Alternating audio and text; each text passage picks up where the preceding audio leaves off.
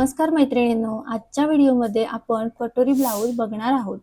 सर्वात आधी छोटंसं बेसिक समजून घेऊया. कटोरी ब्लाऊज म्हणजेच असा ब्लाऊज ज्यामध्ये समोरच्या भागात कर्व शेपचा कटिंग देऊन बसचा शेप व्यवस्थित बसवला जातो. यामुळे बसचं फिटिंग खूपच छान येतो. ज्याचा बस साईज मोठा आहे त्यांनाही खूप चांगला सपोर्ट मिळतो. कटोरी ब्लाऊजचे मुख्य 2 प्रकार असतात. पहिलं म्हणजे वन पीस कटोरी ब्लाऊज आणि दुसरं म्हणजे 2 पीस कटोरी ब्लाऊज. तर आज आपण वन पीस कटोरी ब्लाऊज बघणार आहोत. या प्रकारात समोरच्या कटोरी भागात एकाच तुकड्यात बनवला जातो. ड्राफ्टिंगच्या मदतीने एकच पीस कापला जातो आणि त्यामध्ये टक्स देऊन फिटिंग बसवला जातो. या व्हिडिओमध्ये मी तुम्हाला आधी वन पीस कटोरी ब्लाऊजचे ड्राफ्टिंग आणि कटिंग दाखवणार आहे. इथे मी ब्लाऊजची मापं दिली आहेत. ती मापं कोणकोणती आहेत ते बघूया. इथे बघा, ब्लाऊज उंची आहे 14, छाती आहे 38, कमर आहे 28, मुंडा आहे 16.5, खांदा आहे 2.5 इंच, बाही लांबी आहे 10 इंच, दंडगेर आहे 10.5 इंच, पुढची गळा उंची आहे 6 इंच, पाठचा गळा आहे 9.5 इंच आणि साईडची उंची आहे 9 इंच. तर हीच मापं वापरून आपल्याला पेपर कटिंग कसं करायचं हे बघायचं. इथे मी लेफ्ट साइडला तुम्हाला अल्फाबेटनुसार आकृती दाखवली आहे, तर ते मी तुम्हाला आता एक्सप्लेन करते. इथे बघा, सुरुवातीला ही जी फोल्ड बाजू आहे ना, तिथून आपल्याला अर्धा इंचाची शिलाई मार्जिन सोडायची असते आणि त्याच्या पुढून आपल्याला मेजरमेंटला सुरुवात करायची असते. तर इथे बघा, आपल्याला बंद बाजू घ्यायची आहे, ठीक आहे, पेपराची. बंद बाजूच म्हणजे काय की फोल्ड बाजू, ठीक आहे. AP बंद भाग ब्लाऊजची उंची अधिक 2 इंच घ्यायचंय. आता ब्लाऊजची उंची आहे किती? 14. त्यामध्ये आपल्याला 2 इंच ऍड करायचंय. तर टोटल पूर्ण उंची मिळते आपल्याला 16 इंच. तर A आणि P चं आपल्याला माप मिळतं 16 इंच. ठीक आहे. आता आपल्याला घ्यायचं आहे A ते D छातीचं माप घ्यायचंय. छातीचा चौथा भाग अधिक 2 इंच. इथे छाती आहे 38, त्याचा चौथा भाग येतो 9.5 इंच. त्यामध्ये आपल्याला 2 इंच ऍड करायचे. तर टोटल आपल्याला माप मिळतं 11.5 इंच. ठीक आहे. तर हे 11.5 आपल्याला A ते D इथे घ्यायचंय.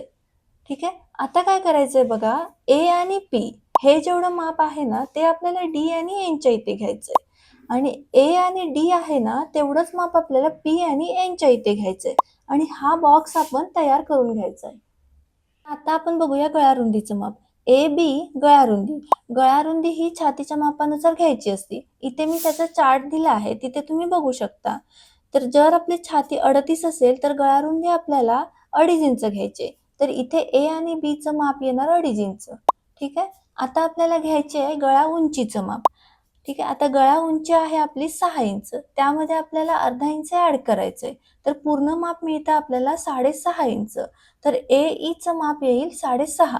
ठीक आहे. आता काय करायचंय बघा, हे A आणि B चं जेवढं माप आहे ना, तेवढंच माप आपल्याला E आणि G च्या इथे घ्यायचंय आणि हे B आणि G AE एवढं घ्यायचंय. ठीक आहे. आणि हा बॉक्स आपल्याला असा तयार करून घ्यायचा आहे.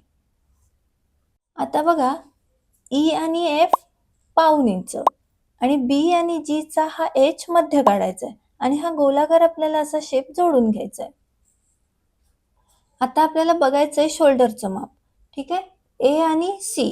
जर आपण पूर्ण अंगावरून माप घेत असतो, तेव्हा आपल्याला A आणि C चं माप काढायचं असतं आणि लक्षात ठेवा की जेव्हा आपण ब्लाऊजवरून माप घेतो, तेव्हा आपल्याला फक्त एका खांद्याचं माप मिळतं.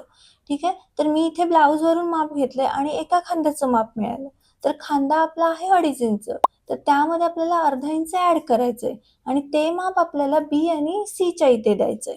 ठीक आहे. B आणि C चं माप मिळेल आपल्याला 3 इंच. पुढचा आहे मुंढा. आता CL मुंढा आपल्याला काढायचा आहे. ठीक आहे. तर इथे सुद्धा आपल्याला छातीच्या मापानुसार मुंडा खोली घ्यायची असते. तर इथे छाती आहे 38, तर त्यानुसार आपल्याला मुंडा खोलीचं माप मिळतं 5.5 इंच. ठीक आहे. मग CL ची लाईन द्यायची आपल्याला 5.5 इंच. ठीक आहे. आता CL आपण 5.5 घेतलाय, तसाच आपल्याला D आणि M च्या इथेही 5.5 घ्यायचंय आणि C आणि D आणि LM हा असा बॉक्स तयार करून घ्यायचा आहे. ठीक आहे. आता बघा, पुढे काय करायचंय बघा, CI 1 इंच आणि MK 1 इंच आणि हा शेप आपल्याला असा गोलाकार जोडून घ्यायचा आहे. ठीक आहे. तर आता आपल्याला बघायचं आहे योगपट्टीचं माप. आता योगपट्टीचं माप हे ब्लाऊजच्या उंचीनुसार ठरत असते. योगपट्टीच्या मापात 2 प्रकार असतात. पहिलं म्हणजे योगपट्टीतील छोटं माप आणि दुसरं म्हणजे योगपट्टीचं मोठं माप. ठीक आहे. आता इथे तुम्ही बघू शकता 13.5 ते 14 पर्यंत उंची असेल तर योगपट्टीचं छोटं माप आपल्याला 3.5 इंच घ्यायचंय. ठीक आहे. आणि त्यानंतर आपल्याला बघायचं योगपट्टीचं मोठं माप. तर P आणि U योगपट्टीचं इथे मोठं माप घ्यायचं आहे उंचीनुसार 4.5 इंच. इथे तुम्ही बघू शकता. ठीक आहे. आता पुढचं आहे Q आणि R. QR घ्यायचा आहे आपल्याला 3 इंच. ठीक आहे.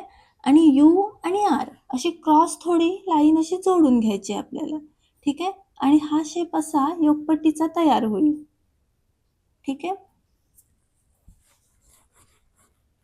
तर आता आपल्याला बघायचं आहे कटोरीचं मेजरमेंट. ठीक आहे. तर सुरुवातीला आपल्याला घ्यायची आहे कटोरी रुंदी. आता इथे मी तुम्हाला चार्ट दिलाय तिथे तुम्ही बघू शकता. जर छाती 35 ते 38 पर्यंत असेल तर आपल्याला कटोरी रुंदीचं माप घ्यायचंय 5.5 इंच. ठीक आहे. मग Q आणि Z कटोरी रुंदीचं माप येईल 5.5 इंच. ठीक आहे. आता हा जो Z आहे ना तिथून आपल्याला वरच्या साईडला 3 इंचच्या अंतरावर मार्क करायचंय आणि तिथे नाव द्यायचंय Y. ठीक आहे. त्यानंतर आपल्याला हा जो इथे G आहे ना तिथून आपल्याला वरच्या साईडला 1 इंचावर मार्क करायचंय आणि त्याला नाव द्यायचंय X. ठीक आहे. आणि इथून बरोबर आहे ना हा बघा हा जो शेप आहे ना तिथून आपल्याला साधारण 2.5 किंवा 3 इंचच्या अंतरावर मार्क करायचंय आणि त्याला नाव द्यायचंय J. ठीक आहे.